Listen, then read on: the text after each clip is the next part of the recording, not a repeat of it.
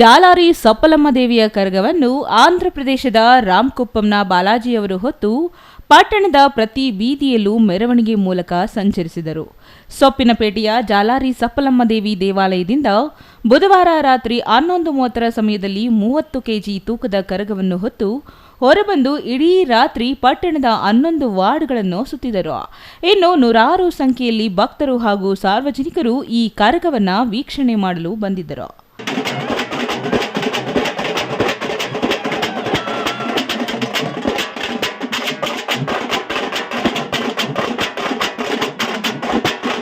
ಬುಧವಾರ ರಾತ್ರಿಯಿಂದ ಆರಂಭವಾಗಿ ಗುರುವಾರ ಬೆಳಗ್ಗೆ 9 ಗಂಟೆಯವರೆಗೆ ಇಡೀ ರಾತ್ರಿ ಕರಗವನ್ನು ಹೊತ್ತು ಪಟ್ಟಣದಾದ್ಯಂತ ಸುತ್ತಿದ ಕುಪ್ಪಂ ಮೂಲದ ಬಾಲಾಜಿ ಗುರುವಾರ ಬೆಳಗ್ಗೆ 10:30 ಸಮಯದಲ್ಲಿ ಯಾವುದೇ ರೀತಿಯ ಆಧಾರವಿಲ್ಲದೆ ಒನಕೆಯ ಮೇಲೆ ನೀರು ತುಂಬಿದ ತಾಮ್ರದ ಪಾತ್ರೆಯಲ್ಲಿ ಇಟ್ಟು ಒನಕೆಯನ್ನು ತಲೆಯ ಮೇಲೆ ಹೊತ್ತು ಒನಕೆ ಬೀಳದಂತೆ ನೃತ್ಯ ಪ್ರದರ್ಶಿಸಿದರು.